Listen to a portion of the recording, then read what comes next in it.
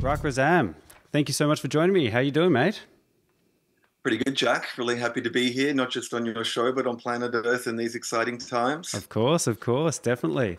I'm not sure the best way to describe exactly what you do, but I came across you and heard a bunch of your talks at the EGA festivals, Entheogenesis Australis, which was probably about 13 or 14 years ago now. The kind of the camp out one. So yeah, God, I learned so much from those meetings, those festivals, those conference festivals. But the camp out ones particularly were just, I was at a time where I was early psychedelic exploring and kind of trying to really just make sense of what the hell was going on. And somehow I got an invite to this festival called Entheogenesis Australis. No music particularly, just a lot of talks, a lot of incredible minds from all over the world. But you were one of them that gave some incredibly inspiring talks. But so that's how I came across you.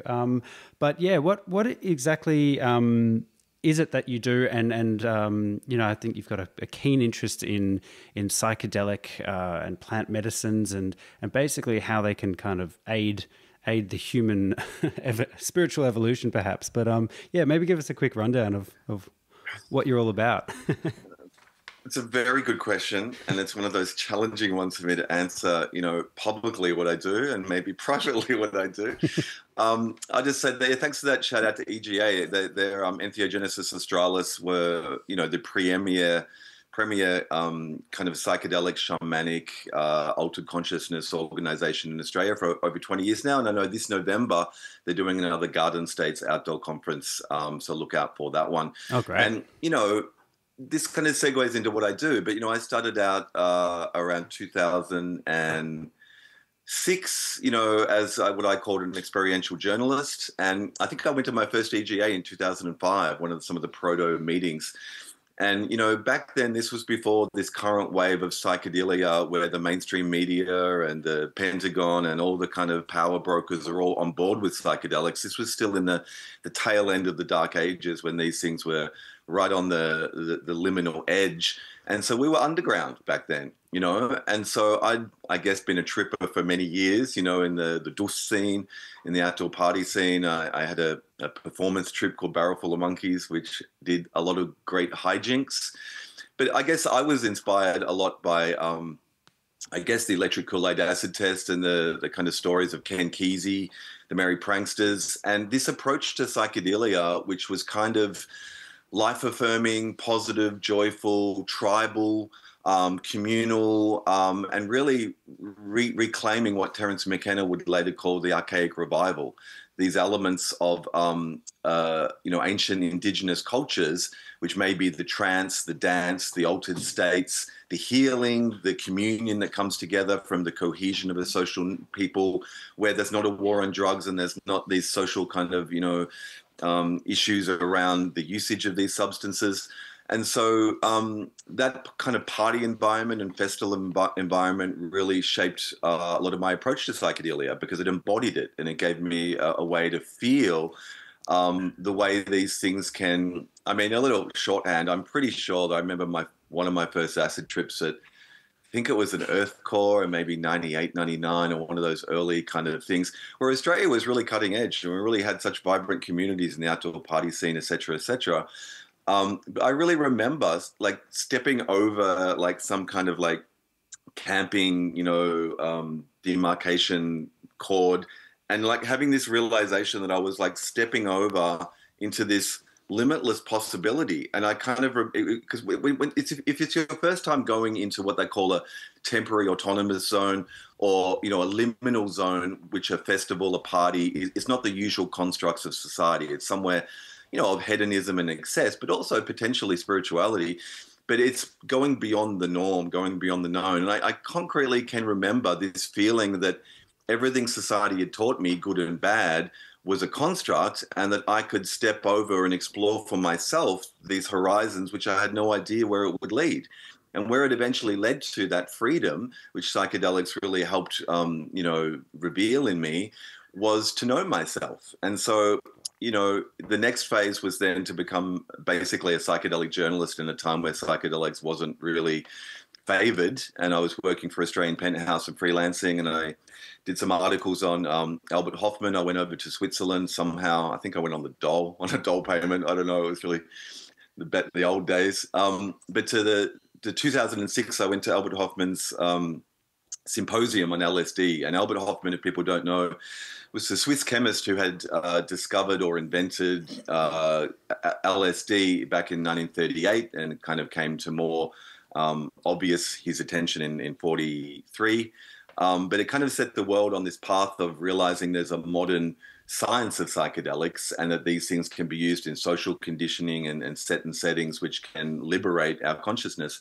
So that was a turning point for the world's psychedelic community. It kind of got the world's attention. This 100-year-old man, he was still alive. He'd been microdosing LSD, which is anaerobic and oxygen supporting, and kind of the art of microdosing, which has now become quite pronounced in psychedelic culture, was still underground then.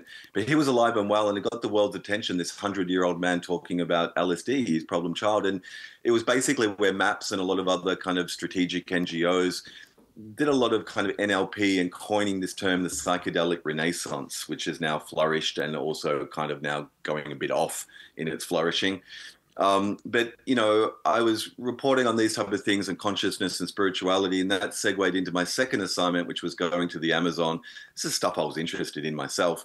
But, you know, talking about the rise of the shaman, or the reclamation of this archetype of the shaman in the West, and the rise of ayahuasca, which in 2006 was pretty much the watershed of when it broke National Geographic, one of their periodicals, and started to come more into the mainstream. So I'm coming up to kind of 20 years of that. I still do journalism, but now I do a lot of coaching in the psychedelic kind of field. And I have facilitated a lot of medicine in countries where it's legal. I've done a lot of work with ayahuasca and was leading retreat groups down there for about 7 years to work with my shaman, Percy Garcia Lozano, in Iquitos. And then the Bufo toad entered my life, and I had that experience and became very much a convert of that, and supporting the community development of this medicine back into the mainstream, and helping run some conferences and other containers where the community could learn and grow what this medicine meant and how powerful it is and the safe and ethical ways to use it. And now lately let me see. I mean, I kind of been a very public commentator on psychedelics and shamanism, on spirituality and human evolution. And it's interesting because now a lot of these potentials which were really explored in the 60s have been commodified and kind of flattened in the race to re-medicalize psychedelics and bring them into the medical and insurance establishment. And so what a lot of us are finding, at least online in the discourse, is that there's not really a lot of air in the room anymore to talk about alternatives to the medical model. But there's a lot of exciting things happening with psychedelics. And I would probably have a blanket statement to say that currently there's probably more people on planet Earth using psychedelics in the 60s on an ongoing basis, but very fragmented and very disjointed in ways. There may be microdosing, or there may, you know, a lot of them are using it. The Western media has been promoting the efficacy of these substances for quite a few years, if not decades now. The Pentagon's on board for PTSD for vets using iboga and the toad and other substances. You know, mainstream's on board. The mums and pops are on board with Michael Pollan, the famous New York Times food critic who wrote a book on psychedelics, How to Change Your Mind. And there was a Netflix show my friend Lucy Walker made a documentary about. But all the mainstream now has heard that psychedelics are the ants' pants. Really, pretty much what there was like in the 50s before they were illegal as well. And so we have this strategic opportunity when these substances are not demonized, and we have a specific need in our global culture at the moment to respond to the challenges of these times, which is where I believe things like psychedelics can help change and elevate and repair our fragmented consciousness and the trauma of basically civilization and what it's been doing to us. And can help us be better people to respond to the challenges of these times. So that's kind of where my attention and focus is these days. Yeah, not to sound too idealistic, but I often wonder about, you know, when I guess Nixon kind of declared the war on drugs, and it kind of created a crashing halt to research, well, at least, you know, public research outside of the, you know, military industrial complex, I guess, all the research kind of came to a crashing halt. And I do wonder whether we may potentially have been on a completely different trajectory if psychedelics were never banned and actually studied, thoroughly understood, and put into practice before, many of the other drugs that pump through our systems to battle depression or PTSD or whatever. Undeniably, we would be in a different world if that had have happened. But what you have to understand at the core is that psychedelics, the term was coined in the 50s by Humphrey Osmond, and getting a blank here, Brave New Aldous Huxley, in their correspondence. But basically, they took this idea from psyche, from the Greek goddess, meaning mind, and mind manifesting. But it's just a label. Originally they were called hallucinogenics or mimetics. There was lots of different kind of ways to label them. But what you need to understand is that psychedelics change the structure of our ego consciousness. And our ego consciousness is pretty much what's wrong in the world. Not to kind of blame us and shame us, because I believe there are larger forces at work of why we have the consciousness we do at the moment. It's kind of tied to larger world age cycles and the emanation of consciousness. And we're kind of getting like one bar signal at the moment, or for the last 12,000 years of this kind of period of his story.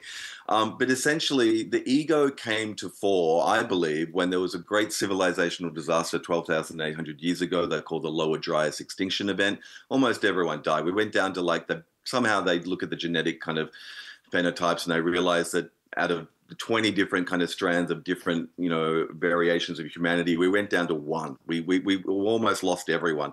And this is all verifiable science. I think it was a meteor impact or something that happened.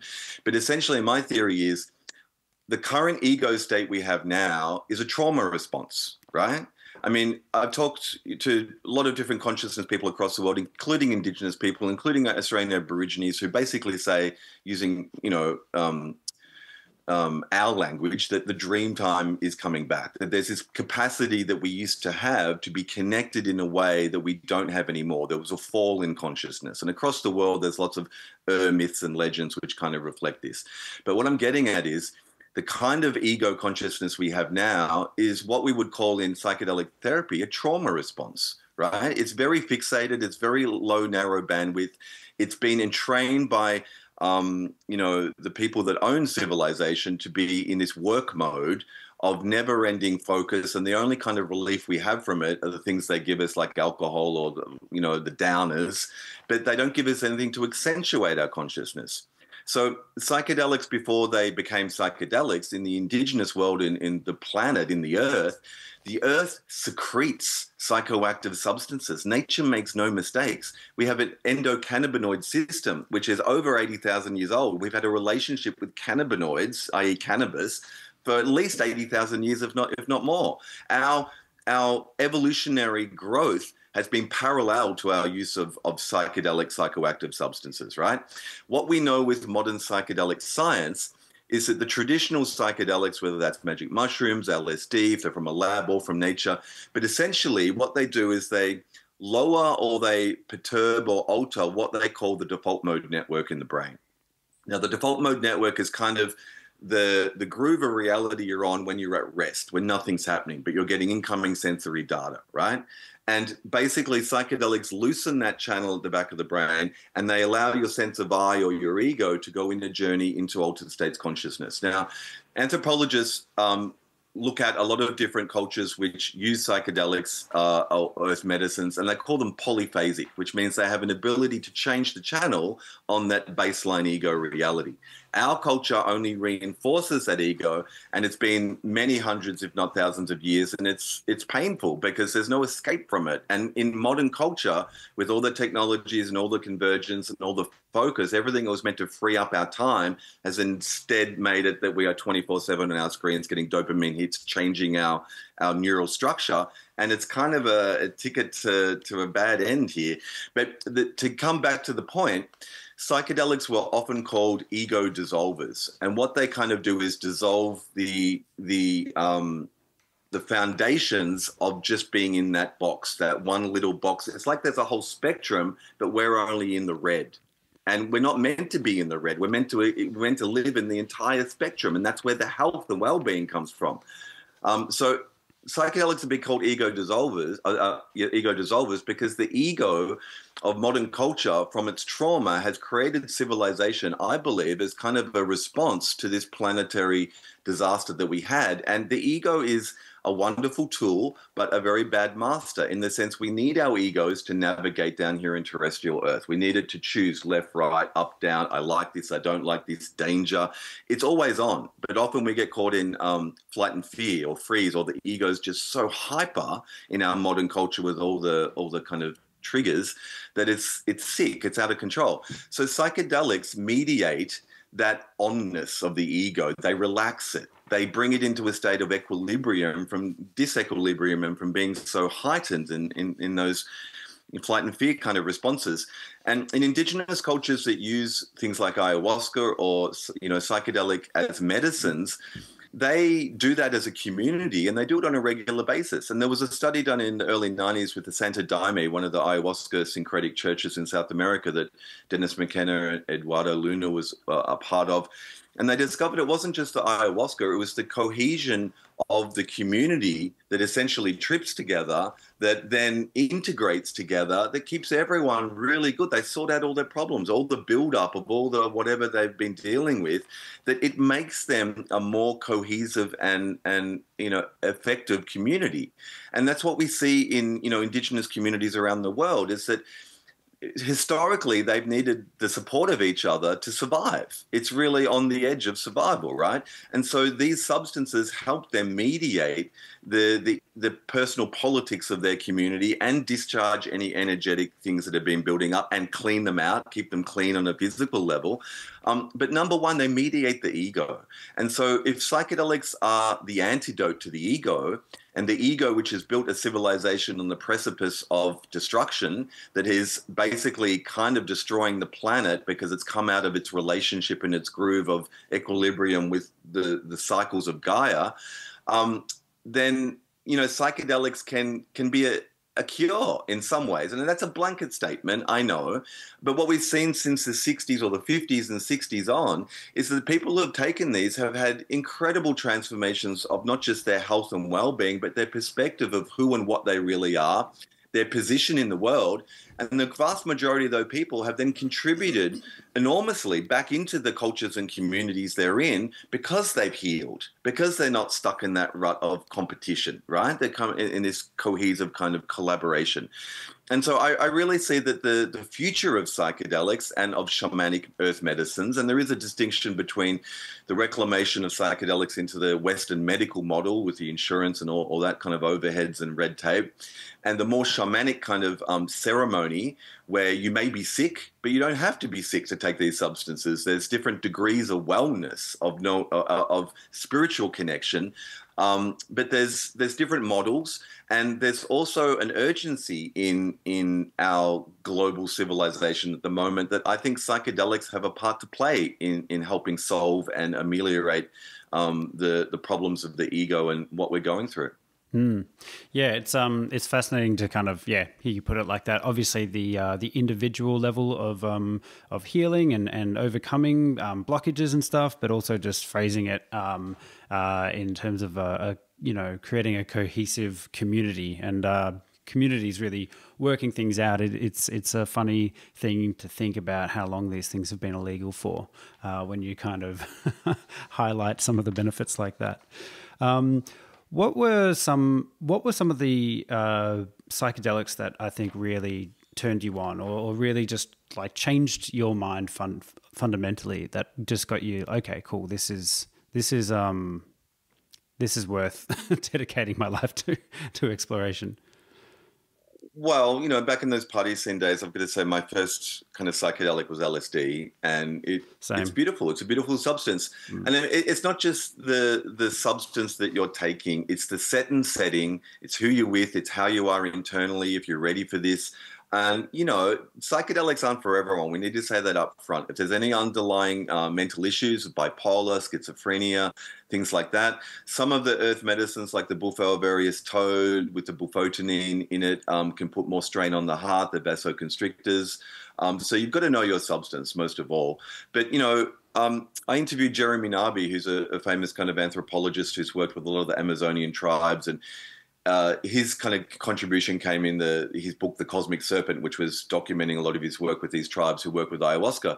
And they were saying essentially that they would see kind of the double helix. Like, why do we see snakes on ayahuasca all the time, this iconography or patterning? And his kind of interpretation was that we're able to visualize kind of the double helix DNA strands of DNA, that there's applicability and there's usage of these things. But what he also told me was that essentially in many indigenous cultures around the world, psychedelics are used either with men or women in certain containers and certain settings, but they're often an initiation ritual. And they're used specifically for boys becoming men, because women, when they have their period and their moon time and the ovulation cycle starts, that anchors them not just to themselves, but to the moon and the cycles and the earth, and they have an anchoring, but boys don't. And so oftentimes you see this in Western culture when boys to men, and there's obviously socioeconomic and a lot of other factors, but it's often that they're pushing against the world because they don't know where the edge is, and you can't feel safe until you know that you're held and it's contained. So a lot of boys kind of push against this edge and push against the culture because they're never embraced enough to know what their place is properly. So indigenous cultures give them psychedelics or earth medicines used in a responsible, mature setting with a guide or an elder who's leading them. But what they say is the experience of going beyond yourself, beyond your ego, and feeling nature. Because the other thing these do, and we can talk about this a bit later, there's some scientific studies which have proven this in recent times. They call the potential of psychedelics to be used to mediate your relationship with nature. And, over 51% of people in the modern 21st century live in cities. And they're kind of, it's like we don't know. We don't know where our food comes from. It's not from the supermarket. We don't know where our water comes from. Everything's kind of polluted and degraded, but we don't have a primary relationship with nature. And we might hear about it or see it on a screen, but, nature and what happens in the exchange with your biome and with all the microorganisms and with the energetic exchange, it's primal. It's the mother. And indigenous cultures across the planet revere the earth as the mother, but we've forgotten. So when indigenous tribes of boys take things like ayahuasca, they're not just purging and cleansing any parasites and things in their body physically. They're not just having random visions of what's beautiful things. Quite often, and this is the potential of psychedelics, what they call ecodelics, to bond you to nature. They've done a study showing that for at least a year afterwards, people that have profound psychedelic experiences in nature feel a connection to nature that is actually the default fundamental relationship all indigenous people have with nature, right? Nature, who also secretes the psychedelics, the psychoactives, which are meant to plug into our brains, and we have brain structures to receive them in, which modulate the ego and keep us in concert with nature. So there's something very profound. And in the West, what's happened is that psychedelics have become an initiation, but in a very looser way, in a way which is kind of a rebellious way, in a way that maybe people do drugs or something and they don't tell their parents, and it's all hidden and it's subterfuge and it has a negative connotation. But all I'm saying is indigenous cultures have none of the negativity, and they understand it's a necessary step in your psychic evolution as a human being to know who and what you are. But you can't know who you are when you're stuck in you. You have to go outside of yourself to be able to look back at yourself to know what you're in. You've got to get outside the box. And that's what psychedelics can do in a safe, sacred, and sound container with the right guidance and tutelage. And so, what's happening in the West, since the 60s on, was this, and a lot of it was, there's a lot of gray areas, because we do know that the MK Ultra and the CIA were behind a vast amount of the LSD usage in America and North America at least. And there seems to have been some type of grand social engineering program to stretch the linear consciousness of white picket fence America back in the 40s, 50s, 60s. But I mean, people will have to do their own Google searches on this, but there's volumes of documented research on this in how the government was basically experimenting with the whole culture back then and pumping out a lot of LSD. In the 50s, it originated in a lot of the psychotherapy clinics, and then they would be giving people basically LSD, because that LSD was kind of the first Western psychedelic, we could say. It's one molecule different from LSA, the morning glory seeds used by indigenous tribes in Mesoamerica. And it has a potential to kind of lower the default mode network and to kind of deepen your sensory information, to take in more information. It can, on larger doses, I've never really had visions on ayahuasca. I've had, frame rate distortions where we don't notice how our consciousness works, but on LSD you do, because you become hyper aware of everything. And in a millisecond, you get a download of information. And so you can almost even see basically the eye passes information about 22, 23 frames a second. So it's like the old cartoons, it animates, but it's actually static frames. And on LSD, sometimes you're getting so much bandwidth of information that you kind of almost see under the hood of how you're processing stuff. And sometimes that can be hallucinations. There's a famous, I think he's a theologian, called Chris Bush. He's written a book called Turning the Diamonds. It's something like that. I'm forgetting the title exactly. Diamonds were in the title. But he, over a 20-year period, took very high doses of LSD, like mega doses. And he would kind of go inwards in the classic 60s style, the eye mask on, as an exploratory kind of, exploration of consciousness itself.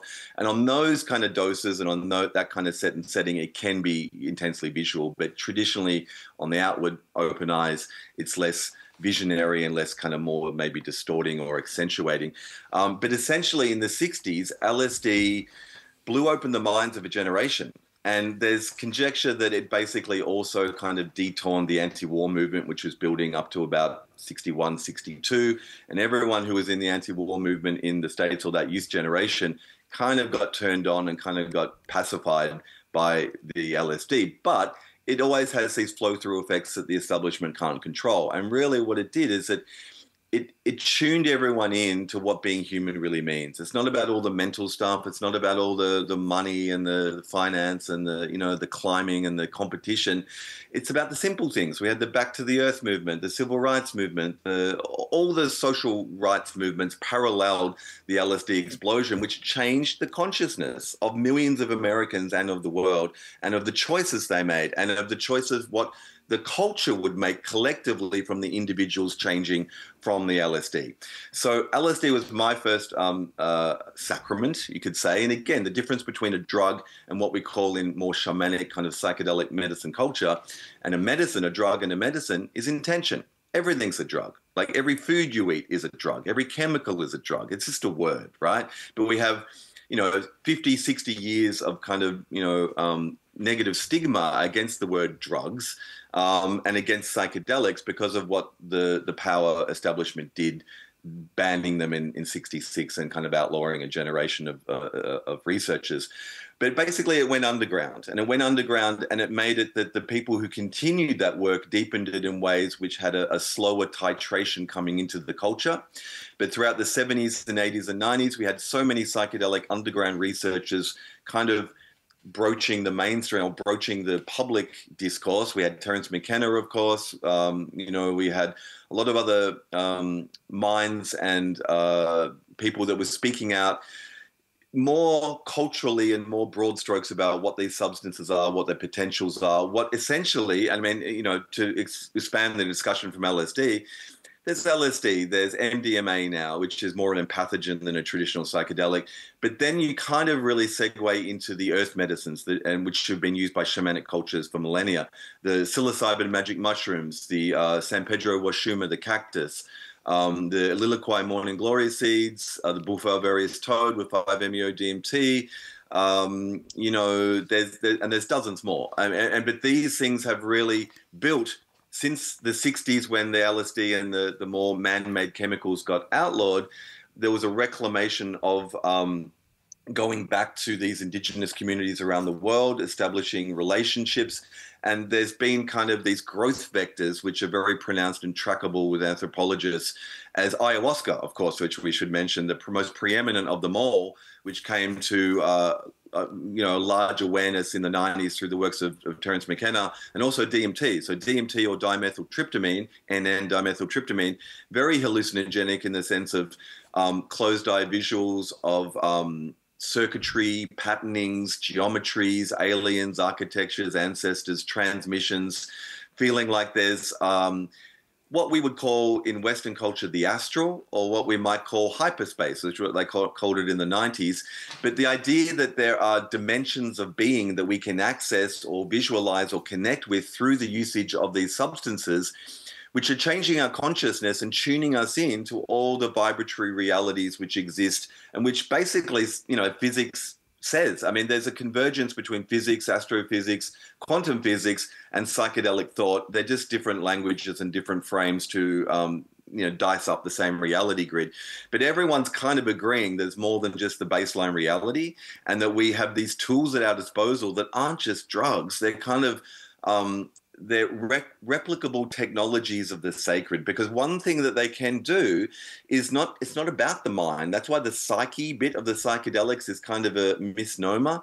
It's heart. They can be heart opening. They can be healing. And what's been happening, so from the 60s to, let's say, the 90s, or into the noughts, it was the shamanic, I call it the global shamanic resurgence. The ayahuasca, the San Pedro, all the plants were coming out. Westerners were going to the indigenous communities and then coming back. And then by about, post 2006 in Albert Hoffman's conference, when the whole world media was realizing psychedelics could be brought back into the medical model, they also started to do a lot more studies for the last 20 years on ayahuasca, on psilocybin.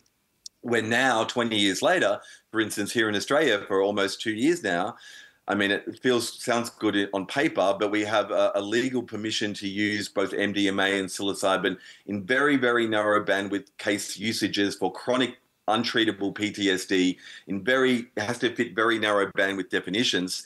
And we have therapists that have been training here in Australia and around the world for using these psychedelic substances for the healing of their client patients, because there's been so many studies which show as we lower the default mode network, or as we lower the ego with 5-MeO, they all do slightly different things, we kind of clean out the cache. The configuration of our minds is like a cork on a bottle, holding in all the energetic buildup that we accrue over time. We go through traumatic circumstances and we may talk it through. We may intellectually in our mind go, yeah, I forgive that person. But the energy lodges in our energy bodies, our light bodies, and our emotional bodies.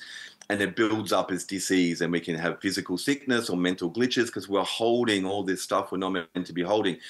Western medicine may not agree with that definition, but they're getting enormous efficacy and success in using these substances to help people with chronic PTSD, with trauma, with letting go of these hurts and wounds which has happened to them. And so these substances, even in microdosing, there was a recent study showing that the efficacy of microdosing basically means non-perceptible. So you're not having a macro dose, you're not tripping balls, you may not even feel it, right? A very watered down LSD diluted, or psilocybin, usually the ones used, but it's regulating your nervous system, it's doing something on this level. It could be a placebo effect, but there's quite a few studies out there looking at this. There's a lot of oral reports and anecdotal. But the theory is that microdosing psychedelics is more efficient than SSRIs or antidepressants. SSRIs or antidepressants, you've got to understand, the entire planet is basically traumatized on one level or another. And you can look around and see all the world war. You can see the inequity of distribution of finances and money and support. You can see the polarity in the world. This is kind of the culmination of, many hundreds of years of these inequities, but everyone's suffering. And so the powers that be, we could take a generous approach here and say they want to alleviate suffering, or we could take a more realistic, pragmatic approach and say they want a soma for the masses to keep them placated and keep them as good workers, to shut the fuck up while they still get all the profits and it goes back to whoever owns the system. Regardless, a lot of these substances are now have been studied to a very large degree. They can help people with traumas. And this is what we call the medicalization approach. So in America, there's an organization for over 35 years, the MAPS, the Multidisciplinary Association of Psychedelic Studies, a not-for-profit, led by Rick Doblin. But over 35 years, thousands of good people have contributed to this organization. And they're the ones who have been dealing with the scientists, the doctors, the regulatory bodies, the government, the Pentagon. They're the ones who are basically pretty much single-handedly, in concert with other NGOs, have been bringing psychedelic substances back into the medical model, doing the scientific peer-reviewed double-blind studies, proving these things are safe in the right set and settings, doing the hard yards to get them back into the communities where they can help. And, of course, these beautiful kind of like, well, in some senses naive NGOs and scientists and doctors have hit up against the capitalist mainframe, because now what's been happening in the last 5 years is that the money people have come in, and MAPS had a B corporation, which was kind of a hybrid, which was trying to make money within the system. That's just in the last year or two been converted to a full capitalist kind of endeavor. And MAPS's last push recently in the last few months to basically legalize MDMA and psilocybin for this treatment of PTSD, which has kind of been proven can work, was denied by the FDA in America because of some trial concerns about the safety and efficacy. But essentially what's happened in the vacuum of MAPS not getting the legalization they've been building to for 35 years is that other psychedelic companies for profit, led by billionaire investors like Christian Angerman and Peter Thiel and all these kind of right-wing investors who have their fingers in many pies, what they do, they take things like ketamine, which is another man-made lab-based substance, which is a dissociative. It has psychedelic properties at high doses. It can be used for the treatment of depression. But what we've seen in America, for instance, is that ketamine clinics have been popping up, and there's kind of been a deregulation in the industry, and it's gotten really loose, and people can kind of apply on an app and get ketamine sent to them without supervision, and it's getting really messy out there. But they take something like ketamine, and then they change it, make one molecule different and call it esketamine, and then they charge $6,000. That's not a correct price, but literally something which costs 6 cents, which is what the estimate for the ketamine use per unit was, and it's literally over $1,000, probably even more. We've seen capitalism invade the psychedelic renaissance. And there's no turning back, and there's no real clear answers here. So what they're probably going to be doing is doing a variant on MDMA, which they're going to patent, and they're going to bring that to market, and they're going to bring that through to the FDA. And what we're going to be seeing in the best case scenario at the moment, like in a lot of places around America, on a regional level or a state level or even a council level, there's something called a decriminalized movement, decriminalized plant medicines. And a lot of places regionally voted to basically not direct law enforcement to make it a crime. And so in the absence of that, but there's a lot of regulatory issues and banking and finance issues, but there's a lot of states like Colorado which have legal usage of psilocybin mushrooms, and clinics and retreat centers, and industry is springing up legally but slowly and awkwardly. But it's for profit. And so the danger is in the for-profit model, it's not really about the healing and the caring of the patients. It is, but it's also within the set and setting of the capitalist kind of container. So, originally in Mesoamerica and South America and throughout Mexico, the healer, medicine man or woman, would be called a curandero or curandera. Maria Sabina was the infamous and beautiful archetype of, it's almost like the Virgin Mary. She's kind of like the mother of psychedelics. In 1955, she led a mushroom ceremony for an investment banker, Gordon Wasson, who was very high up in the intelligentsia of the time and CIA connected. And kind of she led a magic mushroom ceremony for him, and then he wrote about it, and it was published in Life magazine, the equivalent of Time magazine, in 57. And it basically introduced Middle America to these psychoactive substances. But a professional like her in an indigenous setting, it's about the duty of care to the people under you, and it's about the spirit world, and it's about the interaction between the spirit world and your substance. It's not just about the chemical that you put in their body. It's about these relationships. And in my decades of work with ayahuasca, it's the same. All the plant medicines are teaching us about relationships with ourselves, with components of ourselves, with parts we've hidden and denied, with the medicine that we take in, with the intention we do it in, with the skill and the care and the love of the medicine person. But even in the shamanic medicine world, we've seen that capitalist kind of, we can't get away from it. There's a lot of lodge systems with ayahuasca that have sprung up in the last 30 years, which are usually owned by white Westerners, and the money that's going to them. And we're kind of knee deep in this 21st century psychedelic renaissance, but it's kind of hit the fan in the last few years, and we're kind of figuring out where to go with it all and how to help keep it integral. And it's not just its fault, it's kind of the system that psychedelics are plugging into that many people are deeply concerned now that it's getting diluted, it's getting commodified, and it's getting bastardized within the medical system. So that's kind of where we're at. I'm not like some diehard anti-capitalist kind of person or anything, but I do, I have thought a lot about our inability to maybe spiritually evolve or collectively as a global species. Like how can we?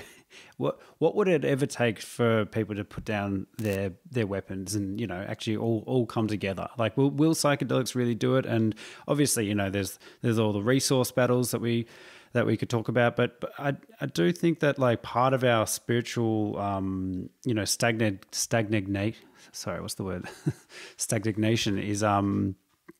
is the systems that we're beholden to. We are beholden to these the capitalism, the communisms, the all the isms, and it would take a massive revolution to completely restructure everything before we can move past that, because we kind of it is always going to be a dog eat dog world so long as we're beholden to these systems.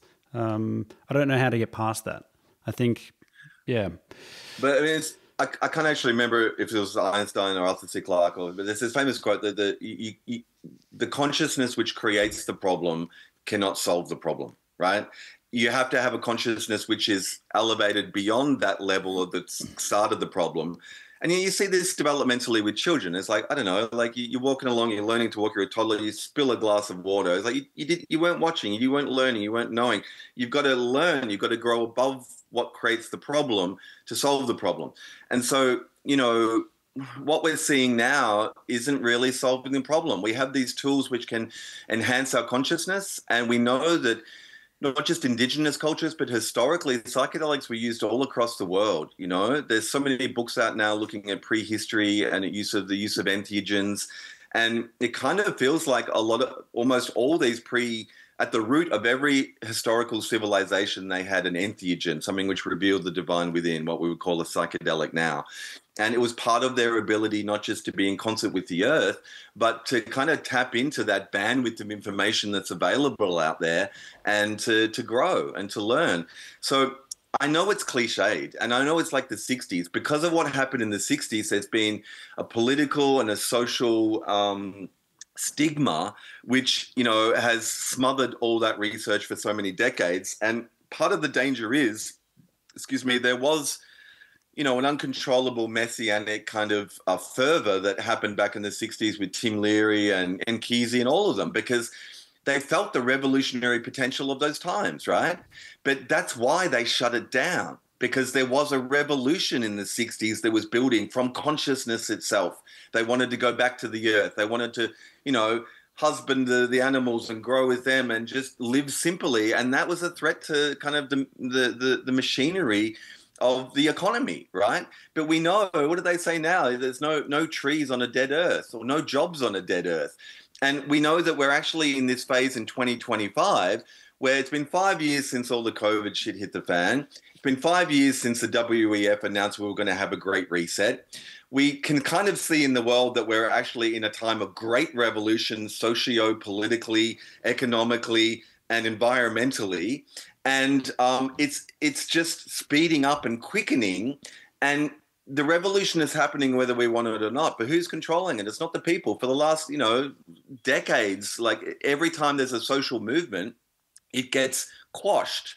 I remember I was at the Battle of Seattle, or in Melbourne, when we're having the anti-globalization protests in '99, and that kind of got detoned and squashed. And then in 2010, there was that Occupy movement.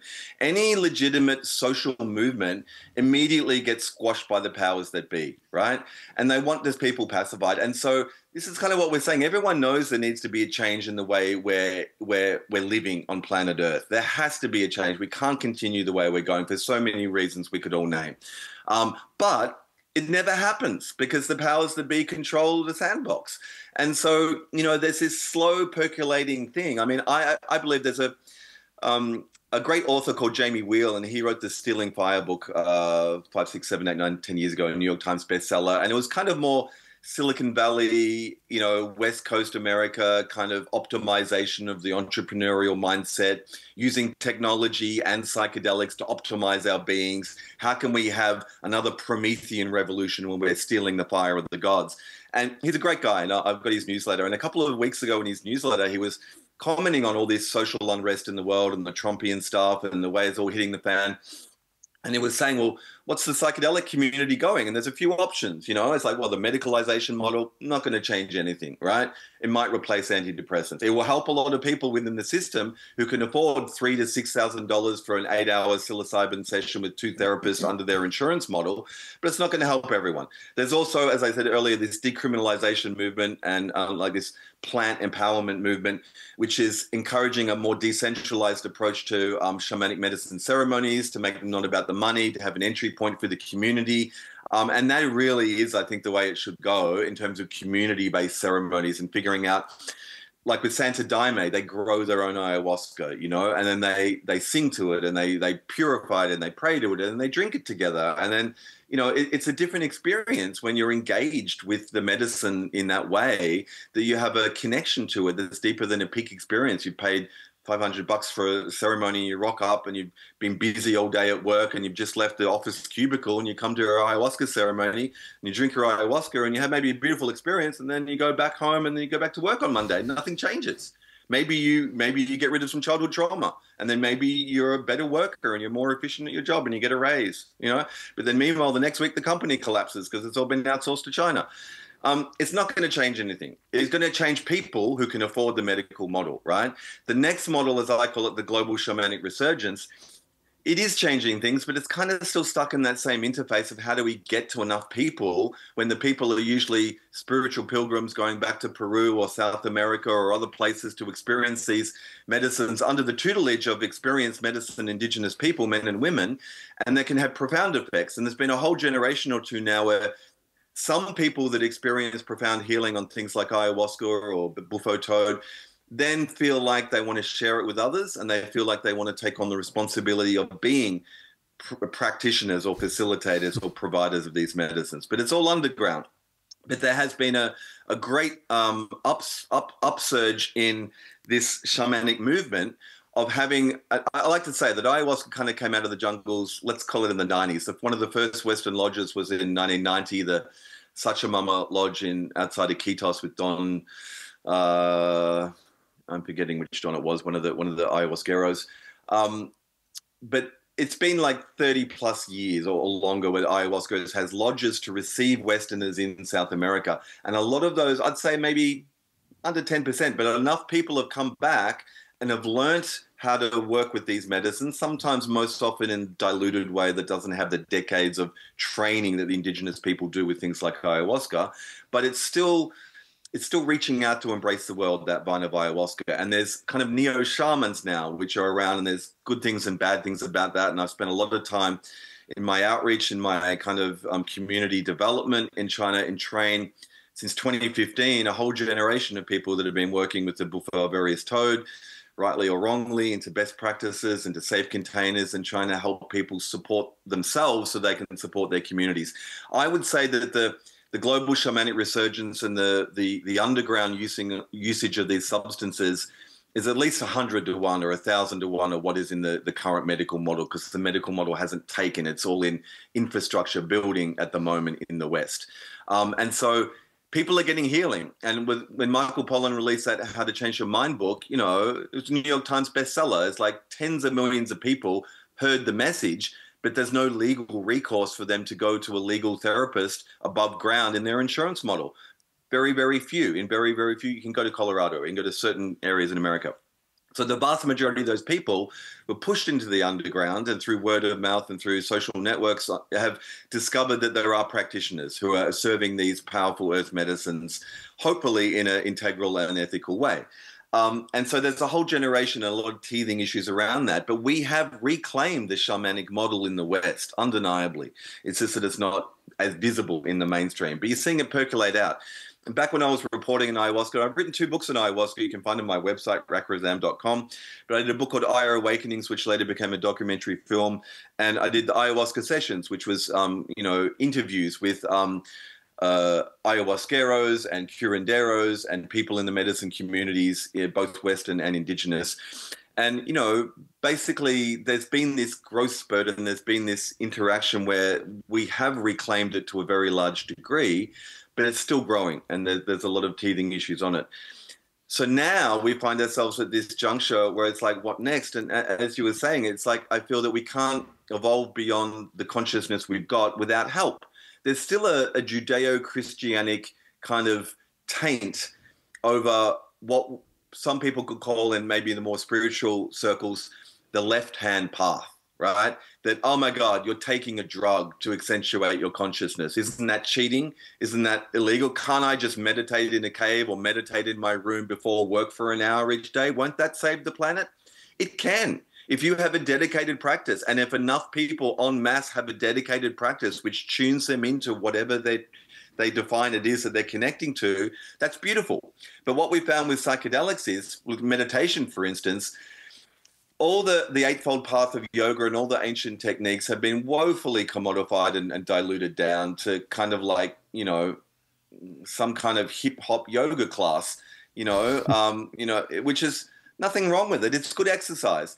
But the ancients, right, they developed these techniques to crack open your consciousness and to reveal the divine within. Most people don't even believe in the divine anymore, right? And they don't even know the planet's alive and it's an organism and it's going through these earth changes which happen cyclically every 12,000 years, and that everything's hitting the fan just as it's meant to be, and the guy is in her birth canal and everything's churning along and we're having to survive these changes. But what I'm getting at is, there are techniques that we can utilize, but even the techniques that we know of in the West aren't being used effectively because we don't have the teachers and the elders, but they're coming. There are enough people that know, but there needs to be an entrainment. So you can meditate for 20 years and have a nice, relaxing kind of headspace.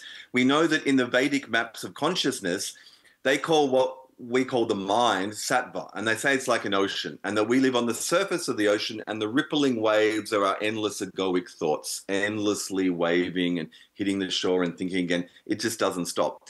Most meditation is learning to not feed the thoughts, but maybe you can, with training after many years, stop the thoughts. Maybe you're a natural, can do that automatically.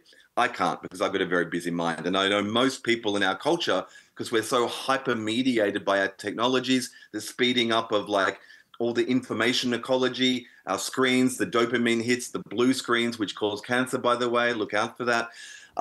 There's so much happening that we are hyper-stimulated all the time. How the fuck can we relax? How can we meditate? How can we find that center within? But in the Vedic model, even just letting go of the thoughts and relaxing into it and meditating is just the surface of what you're really meant to do with it. Essentially, if you go deep into the ocean of your own mind, your own being, you can reach what they call, you can reach Atman, or your true nature. So I mention this because I have been working for many years now with the medicine of 5-MeO-DMT, or 5-methoxy-N-dimethyltryptamine. It's actually produced in the human organism. It's been nicknamed the God molecule. We believe, along with NN-DMT and other kind of trace alkaloids and tryptamines, it flares up at peak experiences like at birth, death, near-death experiences, or mystical experiences, the commonality of which is this dropping fully of the ego facade, of this illusion that we're in, that we think we're this. So when babies are born, they don't have a functioning ego yet. It takes a few months, and when they're born, they are flooded with tryptamines, and they're in these unity states. That's why they're so helpless. And it's like it takes them a few months to come out of the unity into the I. And then as soon as they're in the I, it's pre-verbal and so early, there's Johnny, and it's like, I am Johnny. I am good. I am bad. But in the mystic and the spiritual traditions of the East, they teach you the eye is kind of an illusion. Obviously, it's real, but it's not the only real. And so what this medicine of 5-MeO does incredibly effectively is that they've done EEG brainwave mapping of it with science, and they know that when it's smoked and inhaled, 5-MeO, which happens naturally in our beings and flares up at these peak experiences, when it's modulated from an external source, smoked and inhaled, it goes from the lungs to the blood-brain barrier, and it settles in the frontal and parietal lobes of the brain, where the same geographic area where the sense of I is generated. So you can meditate for 20 years, and maybe you will go very deep. Maybe you'll become another Buddha, right? And there's pros and cons to all this, but you take one good hit of 5-MeO DMT, and you're going to go deeper, or as deep as the Buddha. Guaranteed, right? And we know this subjectively from people that have experienced 5-MeO. There is a lot of science around, a lot of neuroscience around. It can really only measure the outside electrical activity, but it can see it reduces the electrical activity, i.e. the ego, in that exact area for only about 15 minutes, because the body then metabolizes it and the mind comes back. Now, I'm saying this because these deep experiences mediated with this psychedelic compound can transform your life in a flash, right? And I'm not promising this for everyone. I'm saying, what is this transformation? It's the awareness of awareness, which is the classic definition of consciousness, that you are not what you thought you were before you took this substance, that you're not the I, just as the Vedas say, that there's essentially, the poet Rumi has this great quote, he says, you are not the drop, like the eye, you are the ocean in the drop. And when the drop opens and decoheres, it becomes the ocean again. It becomes the unity field. Whether we call that the 0 point, whether we call it God, whether we call it whatever label we give it, no dogma needed. But we're at an exciting time with these substances and potentials, because, as I say, they're replicable technologies of the sacred, especially 5-MeO. You take it and you can go back to this same space, and you can not only, there's not a lot to explore. It's a non-dual space. It's either the white light or this infinite kind of feeling of unity and oneness with everything. But to get to that, as the mind lowers, it's like a cork comes off a bottle and all the trauma story comes up, all the purging and all the healing, all the energetic stuff that's been nested and embedded within us that clears out of us. There can be healing. So currently what the medical model is doing is that they are putting tens of millions of dollars to 5-MeO research. They're calling it some other substance, buboprene, but it's 5-MeO. And they're wanting to put a patent on it. And they're wanting to do it in very small doses because it can be a catharsis to heal trauma. It's kind of like using the atom bomb to light the gas on your stove. Yes, it can light the gas on your stove, but that's not the point. That's a periphery of cleaning out to reveal the divine. And that's a classic example of Western, it's not just the medical establishment, but Western consciousness commodifying the sacred, taking the sacred and making it profane. And we did this over 500 years ago when the New World went back to the old world with the Spanish and all the Portuguese and all the seafaring empires, which went back to all the Americas and the Indias. And they found cultures which were using psychoactives like the mushrooms and the San Pedro cactus and snuffs and other things. And they declared it the work of the devil, right? And it's so ironic because those cultures were like communing with the divine, and these people who have this Judeo-Christianic thing and used it as a weapon to subjugate and slaughter tens of thousands or millions of people, which isn't a very Christian act, created this dynamic which still persists today. But we took tobacco, one of the original master plants, and in Peru we use that in ayahuasca ceremonies. In Peru, they have a language which is relational, and they will say that tobacco, or what we call mapacho, which is Nicotina rustica, it's 19% nicotine. It fires up the nicotine receptors in the brain, and it synergizes with ayahuasca to help bring on the visions and to stabilize the ayahuasca experience. In science, they would say, oh yeah, it's an agonist or an antagonist. They'll use a chemical language to describe it, but they'll reduce it down to a chemical when it's a relationship. And this is the thing. When I interviewed so many, medicine people and curanderos in Peru, they would say Westerners are coming in search of the healing that ayahuasca can provide. But the majority, some people are coming because they have a cancer or a medical issue and they're sick and they know they're sick and they're coming for healing, right? And ultimately, ayahuasca is not a magic pill. It doesn't just heal you. What you have to do to drink ayahuasca is go on a dieta, or a diet of eliminating the sugars, the salts, the oils, the alcohol, the red meat, the sex, anything which is energetically affecting you, and the cleaning out helps your body reset and then work on the issue. And they're doing a lot of energetic work on the astral with ayahuasca in ceremony, and the ayahuasca is working, but it's not a magic pill. But all of this leads to this idea that we took tobacco, which was considered the original master plant, and look what we do with it now. They put in something like 197 carcinogenic chemicals into original tobacco to kill you, and then they give you all this stuff that tobacco is bad for you. Tobacco is used by indigenous peoples around the world to pray, right? It doesn't kill you on its own, right? If you have an underlying issue, if you've got grief stored in your lungs, if you've got an energetic imbalance, it's going to do something there. But you see stories all the time, like 110-year-old woman been smoking for 60 years. Tobacco, obviously, it's going to build up on the lungs, and there's issues, but it's not going to kill you on its own. And I proviso, I'm not a medical expert. I can't give medical advice, right? I'm talking about my 20 years experience in shamanic culture and psychedelic culture. But we took tobacco in the West 500 years ago, and we made it profane, and we put it in a way because it calms us down. It enables us to. That's what indigenous people use it for. They use it to pray because it keeps them stable. It calms the mind, and then when the mind's calm, they connect to Great Spirit and they pray. Traditionally, in ayahuasca ceremonies, we blow mapacho cigarettes on people, the big cigars, as to create a conduit of energy to put our prayers and our intentions into people in ceremony. It's sacred, but what do we use it for? We use it to get out of work and go outside for 10 minutes and have a smoke, which is not bad, not a bad thing.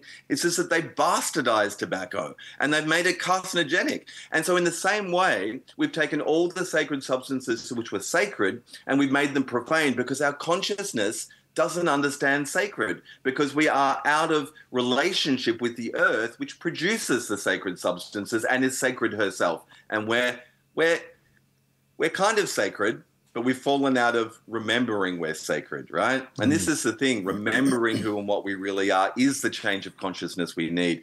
So all of these substances, from tobacco on, ayahuasca, the bufo toad, all of these things can be used in a way which can help or harm. And the bufo toad particularly reduces the ego to reveal the divine within. And the thing is, you could meditate all your life and not get to the depth of what in the East they call these samadhi states, this single point of focus where it's you, and that point of focus, I figured it out just the other month, it's like that single point of focus connects in that moment to the entire universe, and you can feel it. These things aren't about the mind. The mind psyche bit's a misnomer, because it's about your whole being feeling connected to the entirety of existence. And if that sounds like an outlandish claim, you need to do psychedelics. Totally.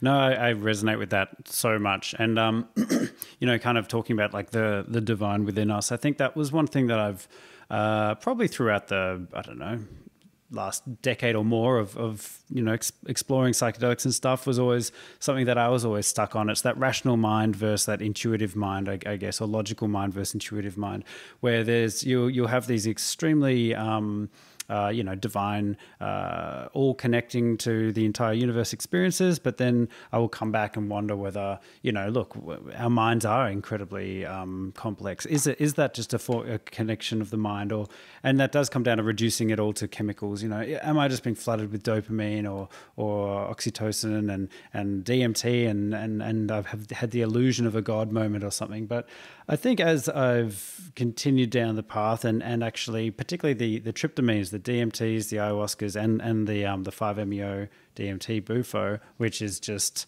holy shit next level. It is, as I've gone deeper and deeper, I feel that I've had enough experiences that at least makes me, I don't know. I mean, my attitude towards, like, call it God, call it the divine. I often say God because it's kind of the age-old question, but God is probably a bad term for it because it just has so much stigma associated with religion and stuff. But there does seem to be some kind of, I don't know, maybe divine intelligence at least. Maybe not an all-seeing decider, but just I often kind of call it like a witness, just some kind of conscious witness that is trying to make sense of itself, that seems to fuel everything, maybe fuel evolution. I agree. I agree.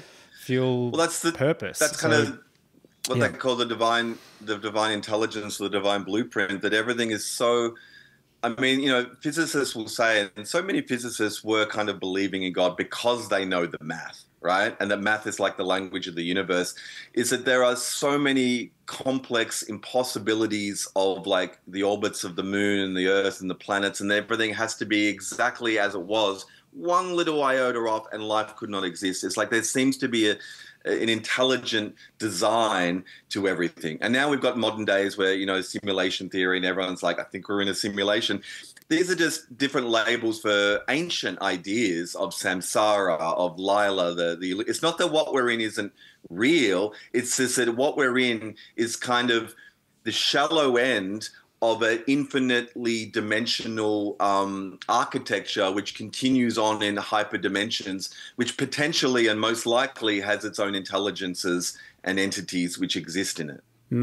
I've listened to a few podcasts recently about simulation theory, and I kind of always rejected it. I don't know, it just didn't really sit right with me that we're in some kind of, you know, complex computing system. But yeah, there's one on Rogan with what's his name? I think Thomas Campbell. There was another one on Lex. I'm forgetting Lex Friedman. I'm forgetting the name of the scientist. But there does seem to be this new movement of you know, scientists, of proper scientists who are exploring the ideas of simulation theory that do seem to be, as far as I've seen, the only ones really kind of trying to find answers to the big questions, like, is there a God? What is consciousness? You know, what even is the Big Bang? Like, so many of the fundamental, huge questions that just are intrinsic to our entire being are still not really able to be answered with our current scientific model. So we've clearly not figured it out. Well, but I feel like some of these, you know, but you know, these are perennial questions over many civilizations that have risen and fallen before. I mean, in the plant medicine community, the Shipibo tribe is one of the main ayahuasca tribes in Peru. They say that the ayahuasca world that you go to in the visionary realm, and it's intricate. You know, in most shamanic models, there's this world that we're in now, and there's an above world and a below world, or they slice it up in different ways. But there's other worlds, right? And all the indigenous cultures will say this, and they've had experience of going into these worlds mediated through these plant medicines. But the Shipibo say that essentially the ayahuasca world is the originating world, the originating source, and that this world is the dream, right? And funnily enough, that's exactly what David Bohm, the famous quantum physicist, says, that he says everything starts in the implicate, which is, you know, a space, and that it projects from the implicate the explicate in a holographic universe. So this is a projection. They're all agreeing. It's just that it's so complicated. I mean, it's been over 100 years since quantum physics. I think it's the 1921 Solvay convention where they kind of pieced it all together. But even the quantum physicists were kind of like, okay, it doesn't make sense to the linear mind because it's actually non-linear, which is a psychedelic property. That's one of the things, and that's why it's so hard in a way to describe psychedelic experiences, because when you're in it, the ego is designed to pass linearity. And it's like, okay, left, right, I've got to move here. Tomorrow, I'm thinking about tomorrow, I'm doing this. It's designed for this terrestrial kind of container.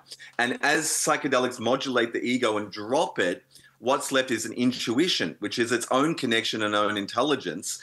And when we have huge psychedelic experiences, you realize, oh my God, everything's connected. All is one. But you feel it. You feel it in a way which is a knowing, which then by the time you get back, you can actually get down to writing it down in words. It's like it takes you, 50,000 words to describe the feeling of what you knew already, but it's kind of gone now because you're trapped back in linear consciousness. And so I think the more that science looks upon psychedelics as a science, in the sense of these substances are scientifically replicable, there's some really great exciting things happening with DMT. We're talking about dimethyltryptamine. The tryptamines are the most exciting to me because they're in us already. They're in all mammals, right? Except for birds. They're not in birds. And probably weren't in dinosaurs if we think of it that way. But the tryptamines are really fundamental to consciousness. We know that they have a very tangible effect. They help protect the brain from dying, and they continue the oxygenation of the brain in near-death experiences. There's been a couple of recent studies looking at near-death experiences where people have clinically died, for minutes or longer, and then they're brought back. And they describe where they were. And to a T, it's exactly what happens on 5-MeO. It's like I went into the white light. It was like a tunnel. It was like I felt like this connection to all things, but they've done some scientific peer-reviewed double-blind studies from the anecdotal reports of near-death experiences and these other things. There's also a great overlap between abduction experiences with UFOs, time dilation, entities, not just the big grey-head aliens, mantoids, mantis, things that are seen in tryptamine experiences. And remember, everyone has DMT within them, and it can flare up. They did these studies in the 50s which showed that essentially people that had schizophrenia had very high concentrations of DMT in their urine. So and this isn't necessarily a bad thing, because in indigenous cultures, people that had high concentrations of tryptamines, and it could be a genetic lineage thing, they were kind of the medicine people of their communities. They were welcomed, accepted, they were given a place. Their sensitivity meant that they could connect to the spirit realm. And are they hearing voices? Yeah, because there's freaking entities in there. And it's like, and they're usually, you've got to be trained how to work with them and deal with them. And not all of them are good, right? But it's like, but you don't, it's like you cross the ocean and you discover this other culture, and then you're interacting with them and learning their language, but you don't deny they exist. They're just across the ocean. You don't see them when you're in your 9 to 5. But there's so many exciting things happening with tryptamines. There's a study being done in the UK, and also I think it's happening in Texas or somewhere in the US. It's called the DMT long-term immersion, or DMT-X.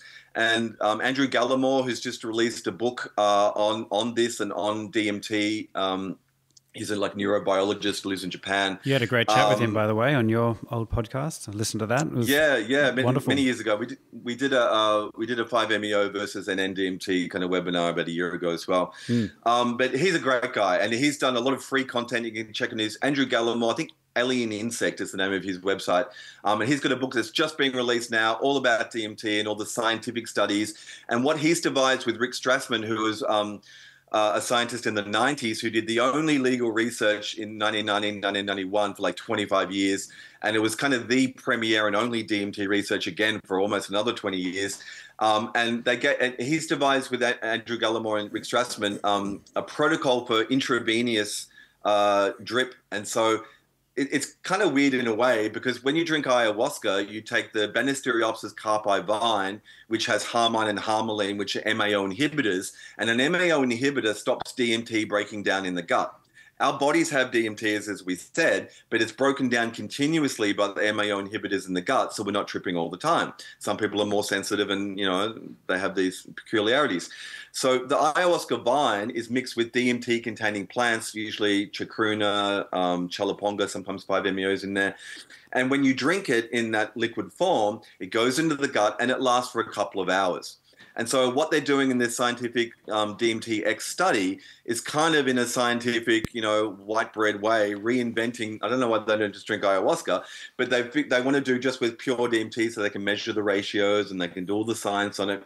And they're doing long-term to keep them in the DMT trance state for up to an hour. Now, when DMT is smoked, or it is in this IV kind of infusion, it's very, very powerful. And you have basically like virtual reality type visions. But what we suspect and what indigenous cultures claim, and it's really the prejudice of Western people that are still treating indigenous people as like noble savages, or that they haven't got a clue. It's our shame here. Is that, anthropologists have gone for decades to the jungles and said, well, how did you discover out of the tens of thousands of plants in the Amazon to take the cuttings of this vine and boil it in water for 8 hours with this plant? And they said, well, the plants told us to do it. And they're like, okay, obviously that didn't happen, because we don't believe in plant intelligence. There's a whole movement now. Monica Gagliano, who is an Australian scientist, has written a book called Thus Spoke the Plant, New York Times bestseller. There's a lot of confirmed research that says plants have an intelligence and an autonomy. Obviously, they don't have a brain structure, but you don't need a brain structure. Consciousness is received by the base station of the vessel. And according to the vessel, it has certain capabilities of consciousness. So humans have a higher faculty of consciousness because of the form of our beings. but plants and animals and even the earth and rocks and minerals, and in indigenous cultures, they revere the mountains. They believe everything have a consciousness, and science is kind of coming around to that now. But all of this is to say that tryptamines are very fundamental, and they're doing this study now to keep them immersed in that very hallucinogenic space for up to an hour. And what they're finding is they're not doing these studies to say, oh, you've got trauma, can this help with your trauma?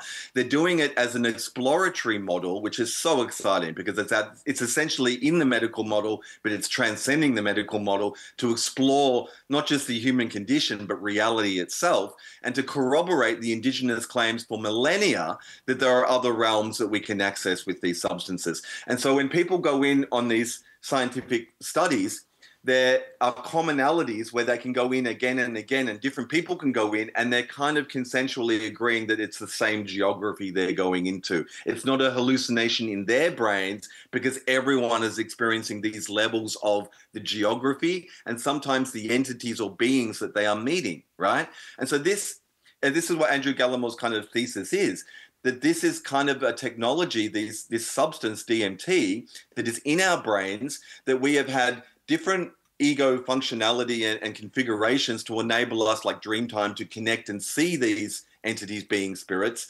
And then we've lost it over time. But then we can now reclaim this invisible landscape, this terra incognita of the mind, to go into these experiences and engage with, which may be contact experiences with alien beings that are just interdimensional, not extraterrestrial. And that's kind of where the DMT movement is headed, I think. Mm. Do you think you're kind of saying, you know, the intravenous DMT compared to ayahuasca, you could just do ayahuasca, but do you think, I mean, you would have had much more experience with ayahuasca than I have, but do you think that the ayahuasca experience is quite different to the DMT experience? Because from my experience, I would say it is. Yes and no. I would say it is as well. Like, particularly ayahuasca can vary according to the strength of the brew, but also 10 people can be in a ceremony and like one person will be tripping balls and the other 9 will be like not really feeling much. Sometimes that can be the person and their energetic field, their stuff to clean out. I've had ceremonies where it's like ayahuasca's like, you're just exhausted, just go sleep now. And they're like, yeah, cool, I'll go to sleep, right? Or, you know, 10 years ago when I started leading retreats down to Peru to work with Percy Garcia Lozano, I had 5 ceremonies over 10 days. And the first 4 ceremonies, I had no visions, no effect, no feeling. But I could feel it when I first drank it. And it would come on. And I could feel this energetic surge going down into my stomach. But in retrospect, what she was doing, she had to repair my biome because of all the Western bad diet, all the stuff.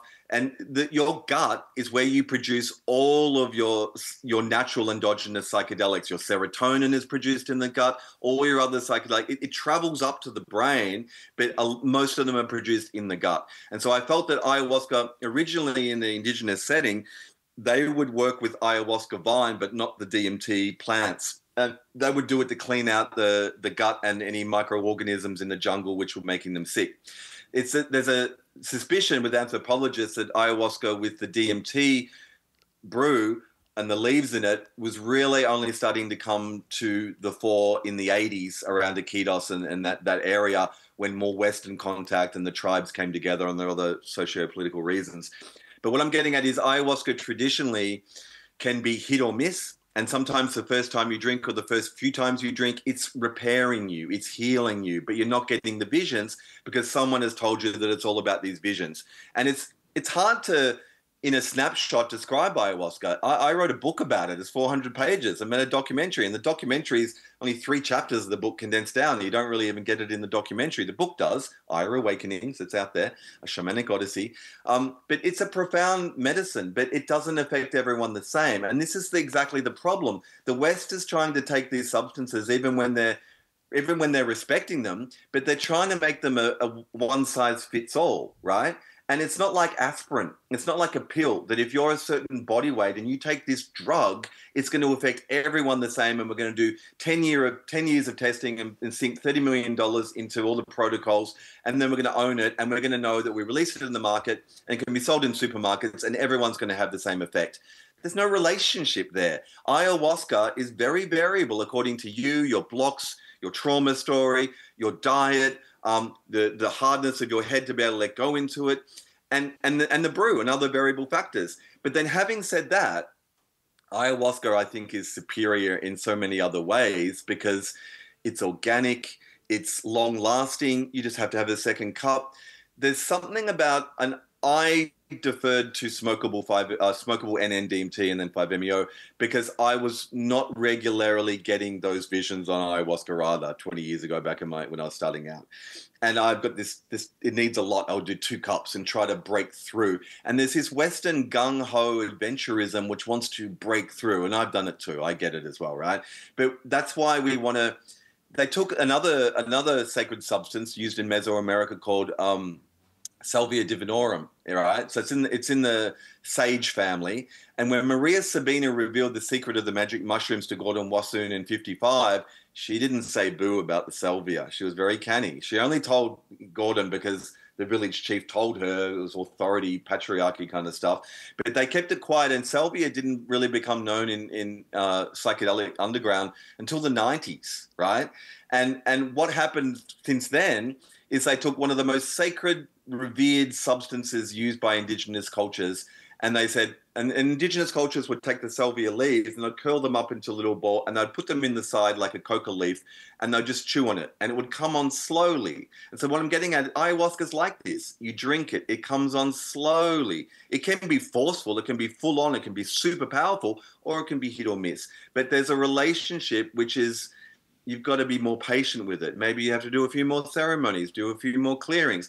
What they did with salvia, they reduced it down to 10 times concentrates, 20, 30, 40, 80 times concentrates. They sold it in head shops across the Western world, and people were having the most out-of-body experiences because they would smoke it, and it was never designed to be smoked, right? But you would instantly, like DMT, go from zero to an alien world where I've only done it once, salvia, and it was like I was visioning. It was like I was in an MC Escher. Every dimensional way was up. And I was like this figure, and I was like falling backwards into this multidimensional infinity. And it was very bizarre. It's like on salvia, you become the drug. It's like you're not just seeing like your lounge room. You go into the leg of the chair and you become the chair, and you can feel it. It's very bizarre. But it swept America, and they banned salvia because there was this wave of people smoking it to get high quicker than doing the traditional way of salvia. And I see that kind of with DMT, but I've been guilty of this as well, because ayahuasca has been hit and miss in drinking it, where you smoke DMT in the right quantity and you were guaranteed to break through pretty much every time if you find your right dosage. But there's still something in the Western kind of approach to it, which is more, faster, quicker, better, stronger, which kind of reflects all our colonial appropriation of all these indigenous headspaces and medicines. But we're also kind of the sickest, and we've done what we're doing to the world and have done to the world, and it's all coming home to us now, but we're in this time of great crisis, and these substances can be used, and I think we should use all of them, including the DMTs and the smokable DMTs to elevate our consciousnness. But yeah, DMT is one of the most exciting compounds, I think. I have heard that you've been spending a lot more time on the Bufo, the 5-MeO DMT. What sense do you make of the experience? What is the experience, and what is the difference from, anyone who's done DMT thought like it can't get weirder than this, and I don't necessarily think 5-MeO gets weirder than that, but it's definitely a step up. Like it's a different. It's very, very different. It's very, very, very different to NN-DMT. What sense do you make of it, and kind of what have your experiences and explorations been? So I first experienced 5-MeO DMT back in 2006 in the jungles of Peru when it was legal. It only became illegal in some countries of the world in 2011 after it got more notoriety. And that kind of we kind of had a video of the experience on the outside, and I used that as the cornerstone for my documentary, Aya Awakenings. But essentially, I'd done 3 ayahuasca ceremonies when I first experienced it and cleaned out a bit. But to reiterate and to kind of reframe it, just to remember that both NN-dimethyltryptamine and 5-methoxy NN-dimethyltryptamine. So 5-MeO is NN-dimethyltryptamine with a 5-methoxyurine chemically. That's all the difference it is. Has an extra little tweak to it. It occupies different receptors in the brain. The traditional psychedelics hit the 5-HT2A receptors all through the brain structure.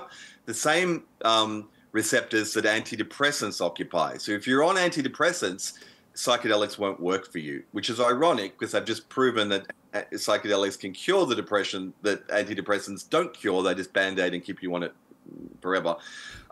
So NN-DMT and 5-MeO-DMT are in us. They're kept at bay by the MO-inhibiting chemicals. But we do believe that these are the substances which connect us to these realms, both within and without.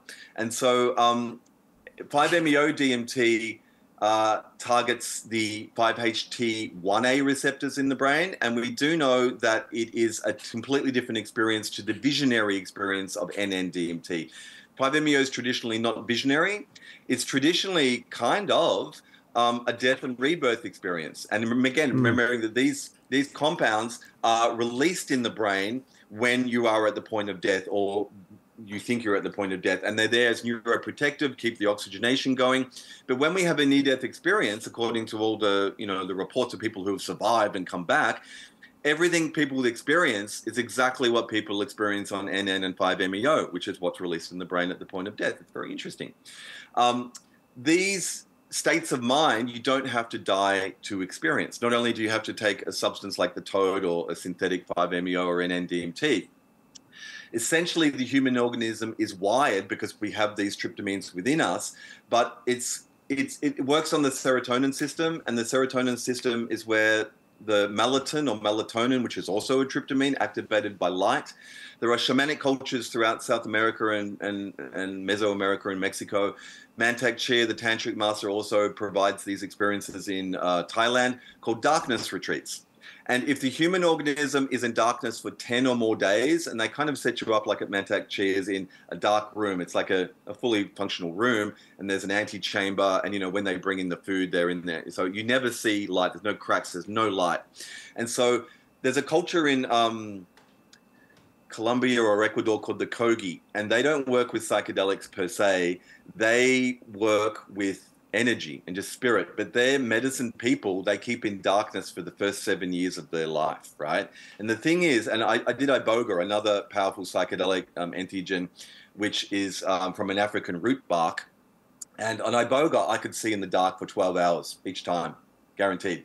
It's kind of not, I saw something in my feed the other day, but the eyes are connected directly to the eyes are actually an extension of our brainstem. And we have this pineal gland, which has a lot of conjecture around the mystical, capabilities of it. But it also is literally an eye, the same structure as the two eyes we have. And the thinking is that at certain junctures, we can see light. We see light through the third eye in an environment where we can't see in the dark. So the Kogi and all these other shamanic cultures and practices keep you in darkness for 10 or more days. And what happens is the melatonin, which is activated originally by light in the morning, light is the original psychedelic. Dr. Jack Kruse with a K, Kruse on Twitter, on X, is probably the world's preeminent kind of light scientist. And all of our disease comes from dysregulations with light. If we have the early morning dawn and the dusk and we're getting that light, it's actually activating all these things, the vitamin D cascade, the melatonin stuff, all this health regulation in our beings are fed by light, but we don't get good light anymore. And we are on our blue screens, which cause cancer. Look it up. There's so much dysregulation from the blue screens. It's a different quality of light, which interferes and denudes all our health and well-being. These cultures, when they're in darkness, though, after 10 or more days, by about day 6, 7, 8, the melatonin is no longer produced because it's not activated by light. In its absence, the tryptamines organically, endogenously start to build in the human organism. So the 5-MeO, which is always there but kept at bay by the other chemicals, in the absence of light, by at least day 10, it builds up and you have an endogenous 5-MeO experience, a peak experience of, and on 5-MeO, you very frequently see pure white light. I mean, it's the classic mystical experience. People cross over, they're in a tunnel, they see the light, the white light. And people who've had these near-death experiences, that's exactly what they experience. And there's this white light. And you can see in my documentary, IR Awakenings, we tried to do a recreation audio-visually from my narration and taking people into what it feels like. But there's these qualities of light. So you have a 5-MeO experience, and then as that cascades and the flush happens and it subsides, then the endogenous N,N-dimethyltryptamine happens in the beings, and you have the visions come. And I came across this book in the yogic traditions on an ayahuasca retreat a decade ago, and it was basically just called Kriya Yoga. And Kriya Yoga in the West has been diluted to Kundalini Yoga. But there's a vast volume that has all these chapters on, you do all these meditation techniques, you refine your consciousness, you take your consciousness within, and you start to explore your own consciousness and then the dimensional consciousness you connect to naturally, right? And they delineate all the visions you will see, just like on ayahuasca, just like on psychedelics. They delineate, going into the shallow end of source consciousness, and then the samadhi points and the depth of the different degrees of samadhi and the immersion of the samadhi into the white light. All these indigenous and Eastern cultures have maps of consciousness which are real and they work. And we're kind of rediscovering them, and we're kind of utilizing the psychedelics to access them. But we have psychedelics within us. With the right modalities and entrainment, we can activate this endogenous potential without any external thing needed. And I think that's where we need to be going. And we said before about the left-hand path, there's still a Judeo-Christianic guilt around these substances as the devil's work or as cheating. Why can't we just meditate and do it ourselves? And as I was saying, you can, but you probably won't get there on your own. If you really want to access the depth of where our human capabilities go, these substances are there for us, no stigma needed, right? And it really is. It's actually an affectation of our egoic separation, which dares to say that something the Mother Earth grows, which we can ingest, is wrong or evil or left-hand path or cheating. It's like, are you kidding? Have you been, it's like a cargo cult or like someone who's been brainwashed for so many centuries that now sees the planet as something separate from us that we can rape and pillage, but we can't take the psychoactives that she produces, where we have entire regions of the brain evolved to connect to the substances that she gives us. I mean, this is the relationship with the earth. All animals like to get high. Google like animals getting high. They're all got the brain structures and mammals. They all like to do it, but they don't have the dogma that says we can't do it. So it's okay to do it. It's let's do it effectively. But, the darkness retreats show us our own psychedelic potential without any external things. And it's a very empowering thing to realize that you have this divine space within you. So 5-MeO has been on the rise, over the last 10 years or so. It's actually been 10 years now since my first toad experience with Dr. Octavio Redig, who's a Mexican shamanic figure, quite polarizing in our community. But that was a very profound experience, and that really set me on the course of working with his medicines in countries where it's legal. I was leading retreats down to Mexico for quite a few years there. We were looking at the nexus point of, we were doing Vipassana-style silent retreats and meditation retreats with very, very low-dose 5-MeO to deepen people's meditation practices, because meditation can get you there, but meditation with an adjunct or with a deepening, can help you get deeper into there. And I just believe that we've had a lot of time, it's been since 1943 that we knew of LSD. So we're coming up to it's been a very long time with modern psychedelics, and yet we haven't had full access without the stigma. We haven't had full access of science with the psychedelics. And now what we're having is this kind of weaponization of, you could call it of the psychedelic experience, where it's been commodified for capitalism and to keep people good consumers and to get them back to work. Or you're getting this thing where, like, the Pentagon's on board with psychedelics to help heal soldiers. There's like 19 vets that die every day from suicide. Things like iboga or ibogaine or the Bufo 5-MeO has been very profound, even ayahuasca, to help them heal from their war traumas. And there's a whole contingent of psychedelic advocates in the military now. But essentially, it seems the establishment is pigeonholing the psychedelic experience in a way to not let it challenge the beast that is in Mm. charge of everything. And I feel like we're in a real crisis on planet Earth at the moment. We haven't even got into the planetary emergency, but I believe we can use these substances. And to backtrack, I don't think I've finished talking about Jamie Wheel, who wrote the Stealing Fire book.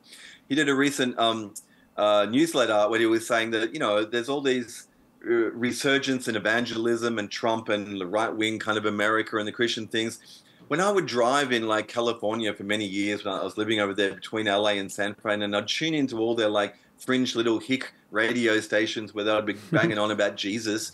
But if I would listen to them with a 5-MeO lens, and they would say things like about the kingdom of God and all of these things, I would realize that if I just leave the dogma to the side and look at the core teachings of all these world religions, they say the same thing that we experience on psychedelics.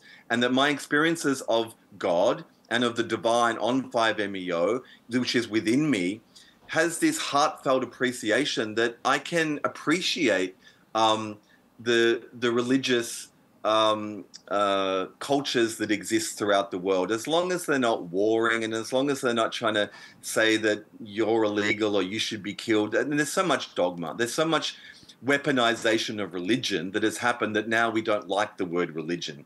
You know, what they say is religion's like was when you pray in a box or a church, and spirituality is when you can go back to nature and you can feel it. No one's telling you what it is. You're feeling it for yourself. But I feel like Jamie had this little thing in his newsletter was saying that he sees this weaponization of the rapture happening. And I'm like, fuck yeah. I'm chasing the weaponization of the rapture, but I wouldn't call it weaponization. I'd call it mobilization, right? Because I feel like the rapture in the Christian ideology is the end times, and it's where God returns into the creation. And you know what? It's kind of what I feel is happening in my psychedelic. I have no dogma or what they're saying. But if I look at what's happening in the world, if I look at the resurgence of psychedelics and the amount of people turning on, if I look at the consensus of people who understand they have a divine essence within them that psychedelics may have helped to reveal, 5-MeO specifically, it activates you in a way that you're never the same. Essentially, that I have this 100-year-old commentary on the Upanishads, one of the ancient Vedic texts, and it's this commentary from a Victorian scholar. And he says that in his translation, he says that in the Vedic Indian cosmology, they believe that everyone has, in his language, the seed of God within them. We could say the seed of the divine or the seed of 0.4, so forget the words, but there's a seed of something bigger that you're connected to. On 5-MeO, I have experienced that, and probably millions of people now have experienced that. But the thing is, remembering 5-MeO is endogenous to the human organism, and it's not just about the chemical. That's just the trigger to lower the ego, to reveal what's behind the ego, a geography that exists in every living thing. But once you've had that full release and that experience, the connection is never lost. And the seed of God has germinated, I believe, in the bigness of the release on 5-MeO, and then the relationship with that divine space is what is growing in everyone across the world. So 5-MeO culture is quite uniquely placed because it also, you don't get this with NN-DMT. It's very not uncommon to have what we call a reactivation on 5-MeO. And a reactivation means you don't take anything externally, but it usually happens at 3, 4 a.m., which is exactly the time that meditators in the East meditate because the blood sugar is lowest. The natural 5-MeO is highest in the darkness at that time, and the mind is offline, all the precursors to going back in and revealing that space. That's all the medicine, the external medicine does. It reveals, lowers the gate to reveal a space. Meditators are lowering the gate themselves to reveal exactly the same space. People that have had 5-MeO experience these reactivations not uncommonly. It's not a glitch in the operating system. It's a feature of the operating system. We are meant to reveal the divine within. We are meant to be in connection to something bigger, right? And I believe that whether we realize it or not, we've kind of been switching on through our psychedelic usage back to the divine, back to the intelligence, both in Gaia, in nature, and what's behind Gaia and behind us, which is the divine. And it's connecting to us and it's growing within us. It's kind of formatting our vessels. And there's a grand potential at this time when there's so much unrest in the world and so much transformation. Historically, usually erupts into world wars or usually is transformed. Like we can see there's this building energy in the world which needs to go somewhere.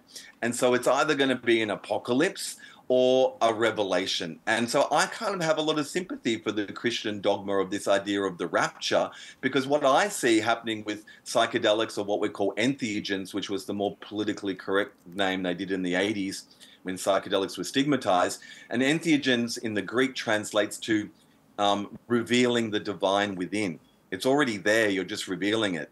And so I would posit that over multiple generations, people that have really felt these substances, according to their language and their capacity to express it, would all agree that there's something bigger that is revealed within us that is on the rise. And it's happening at these times of cataclysm and world age change and grand civilizational collapse. So I say we don't have long left, and I really mean that. We don't have long left.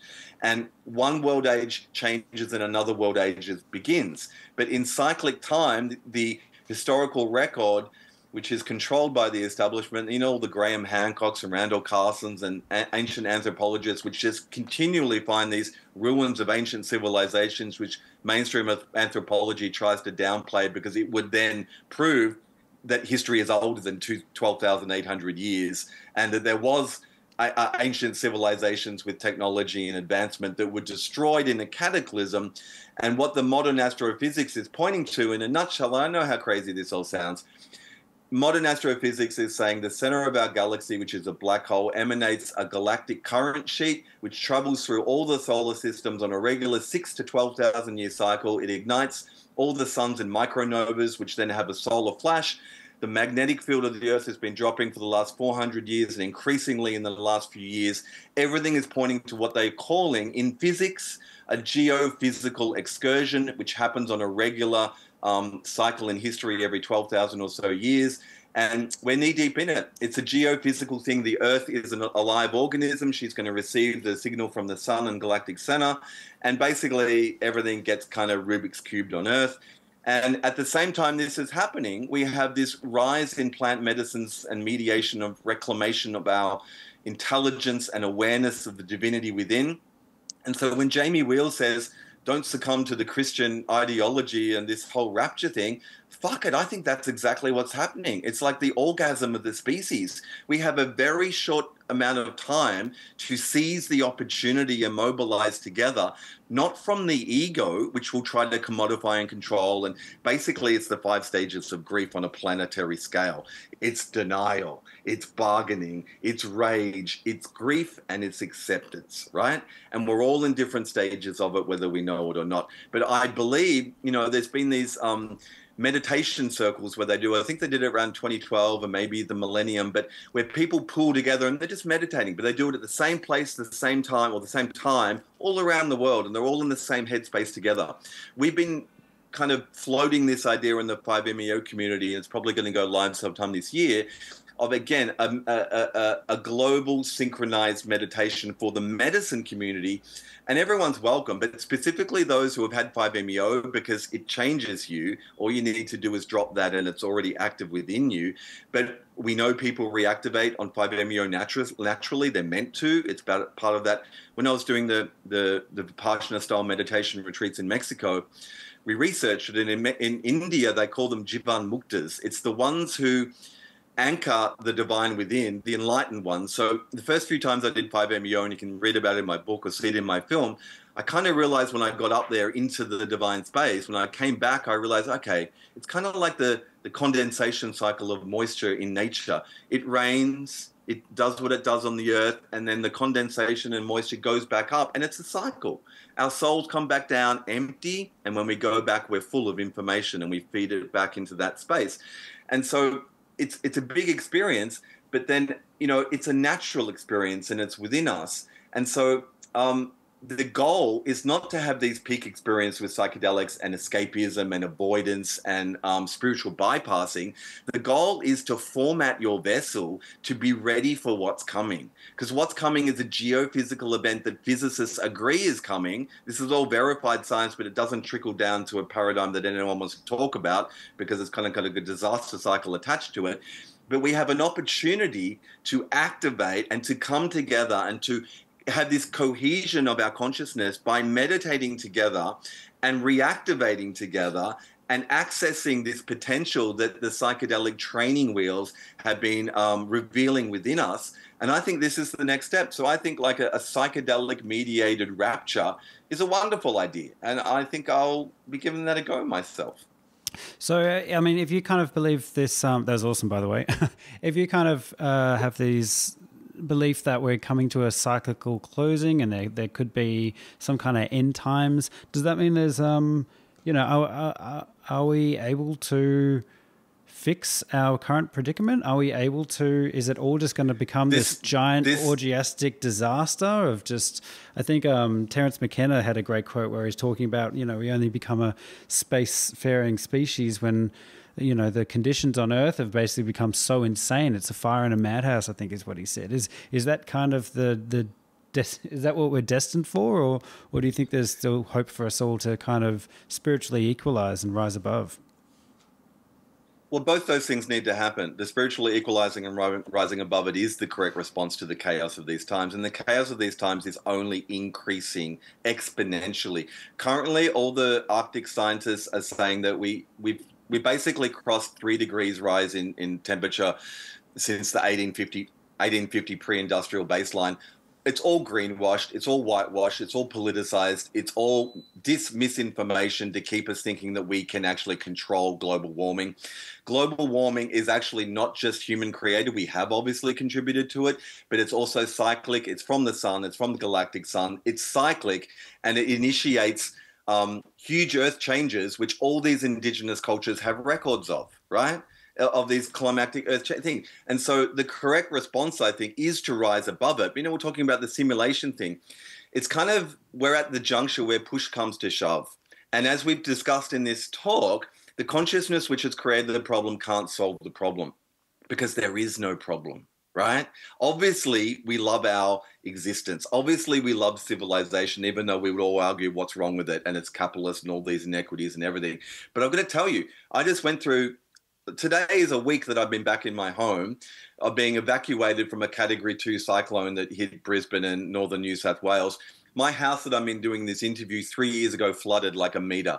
The owner of the house, we went through this so much fucking trauma and grief, and I kind of went into it. We were evacuated for 5 days. We were without power in the other place for 3 days. We were shitting in buckets for 2 days. It was all okay, but it was safe enough. But emotionally, it was really the ringer. And I realized this is it. And for me personally, I'm committed to, I know that we've crossed the tipping points and this is increasing. All the Arctic scientists that I follow, I can give you all links to. Look for arcticblogspot.com. They get all the data feeds. The ice, basically, the Arctic and the Antarctic are heating from below in the sea. It's not carbon dioxide from us. It's the oceans are no longer absorbing carbon dioxide. They're kind of emitting it. It's overflowing onto land.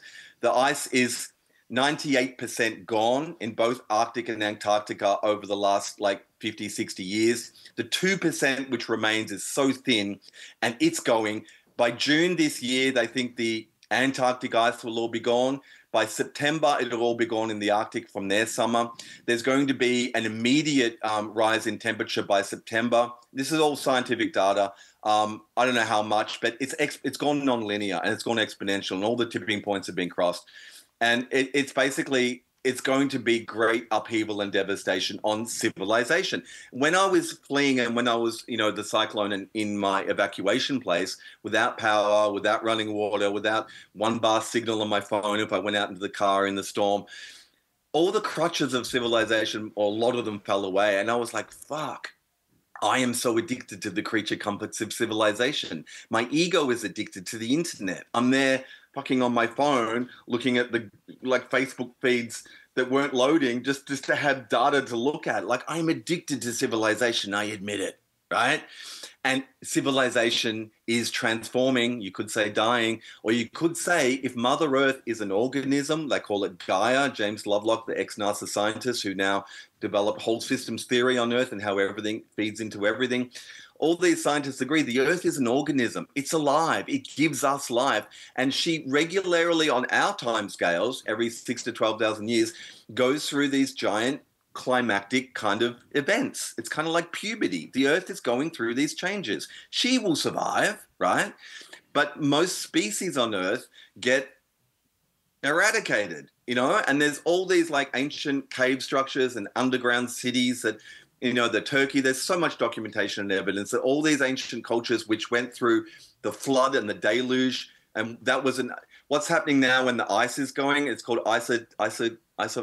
isocaic rebound. The ice is going so much that the weight distribution of the continents is rebounding and the volcanoes are going off and everything's affecting everything else because the planet is a living, interconnected organism. It's all hitting the fan now. And it's meant to, because she's alive and she's an organism. If we try geoengineering to block out the sun or put more stuff in the oceans, it's just a bargaining technique. We're up to that bargaining stage of the ego because our ego fears death because we haven't crossed over to know what's on the other side. And indigenous cultures, shamanic cultures, meditation cultures, people that have crossed over, it's okay. It's safe. It's where we come from. It's where we go back to. It's connected to us underneath the ego all along. These sacred substances can help reveal that. They're using psilocybin, 5-MeO in clinical studies to help people who are terminally ill with cancers and things like that to alleviate their fear of death.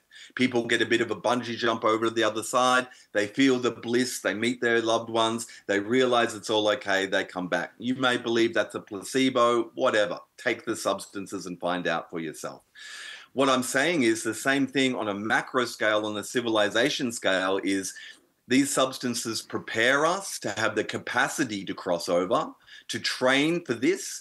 And also, I believe that there's a great opportunity that it's not all doom and gloom, that this is kind of a simulation, and that there's a very narrow bandwidth of possibility that we can step up with these substances and training us, collectively coming together into cultural containers to practice being together, meditating together, being in medicine together, praying to the earth together to raise our vibration and kind of cross over or transcend in a way that I don't really know what that means. But none of us do. But this is what happens in a medicine ceremony. Your ego is reduced or collapsed, and you have to trust the unknown. And you have to trust that you will come back or you will survive or part of you will continue in something that you don't know is happening, right? And that's what these experiences for over 70 years now have been doing in the West, what indigenous cultures have been grooming and supporting us to remember who and what we really are, to remember what the planet is, to remember that there's more, that we can access these spaces, these hyperdimensional spaces, entities, beings, information transfer.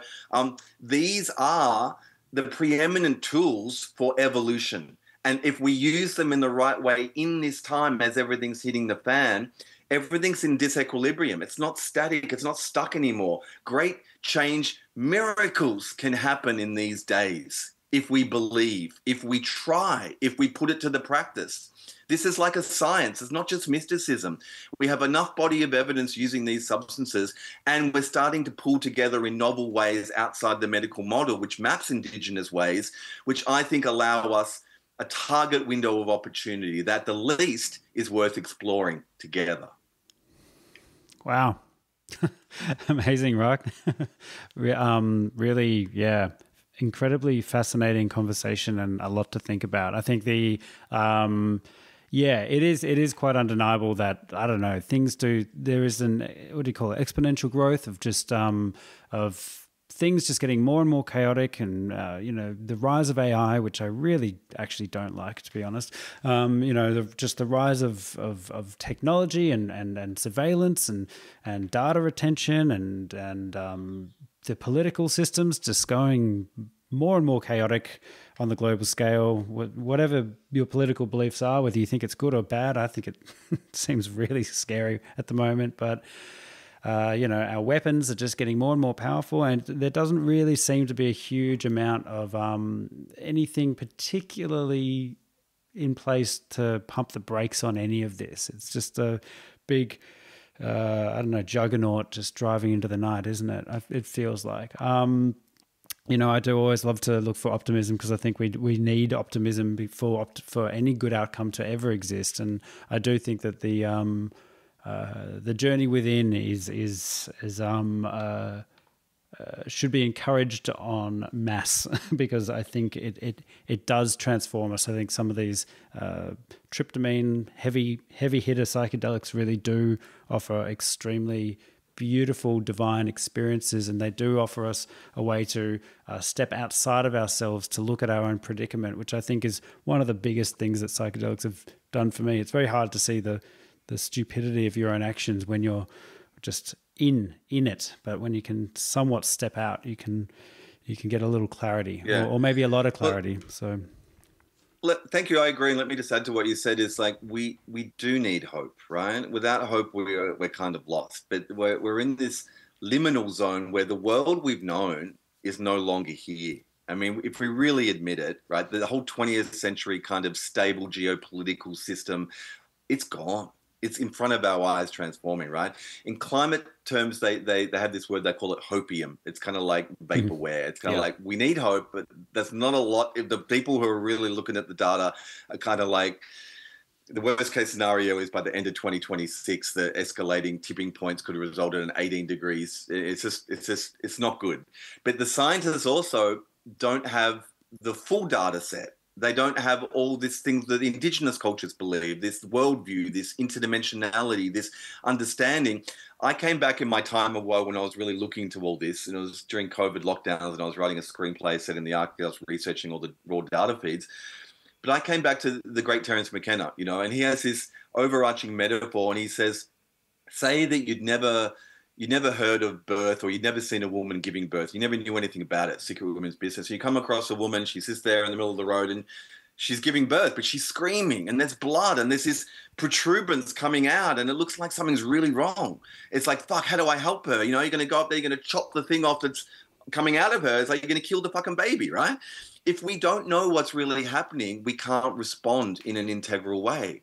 And I'll tell you, the powers that be, they're not going to tell you what's really happening because they have a vested interest in keeping the machinery of civilization going long enough to get the AI up, to get it running in their underground bunkers to survive the cataclysm, which is imminent. That's what I believe. But regardless, they have vested interest and they want to keep the system going. They're not going to tell you anything, about it. Terence McKenna has this idea of what he calls the Gaian or the planetary birth canal, that the mother is giving birth. And she does this in these 12,000 year cycles. But what it means is great geological kind of surface of the earth upheavals, but it's natural. And we're not meant to change it. It's like we're in the womb and this womb has given us birth. And civilizations rise and fall, but life does continue. And luckily enough, human life does continue. But because it's like the old Magnadoodle Etch-a-Sketch clearing the board clean, it happens on a regular enough basis that we have to kind of rebuild from scratch and survivors survive.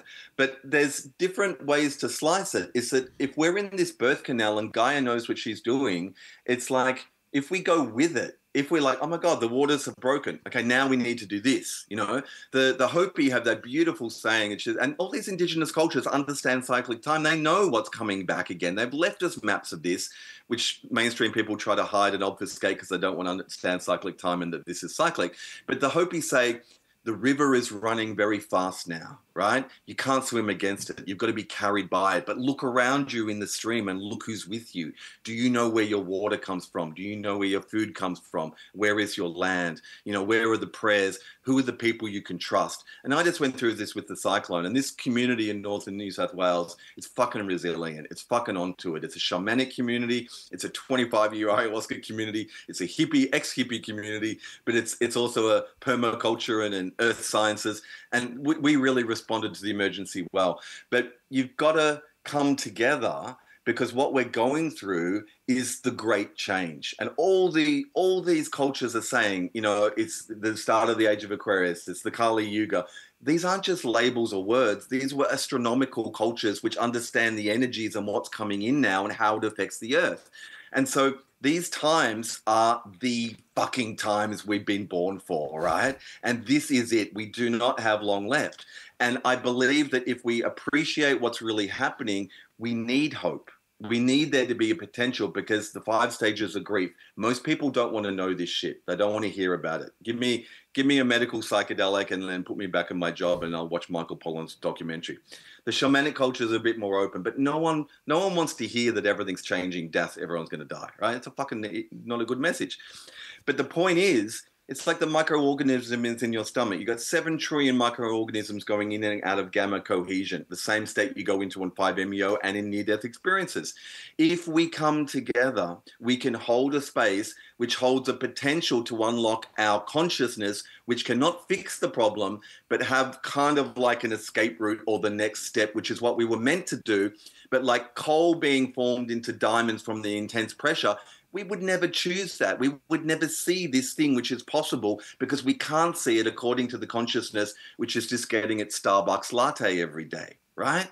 It's only when we are really triggered to really fucking evolve. And there's been scientific American studies published recently showing that these lizards in Costa Rica have hyper-evolved super quickly, not Darwinian generations, from all the increased weather and the storms, to their trackpads are super tactile now.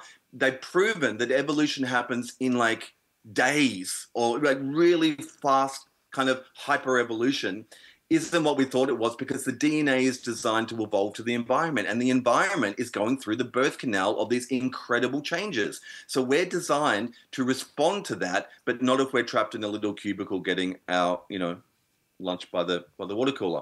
We have to be out there on the edge. We have to acknowledge the edge. We have to explore the edge, and we have to dive over the edge. And I believe that the medicine community and the psychedelic community can assist in this, not by panicking and not by just doing all the negatives, but by saying, look, this is what we've done through time immemorial. We come together on or off substances, like we are the medicine too, and however what's comfortable for you. We pray, we meditate, we focus our intentional energy on ourselves and together, and maybe on solutions, but realizing that this is actually meant to be happening. But there is a way forward, but we have to find it together.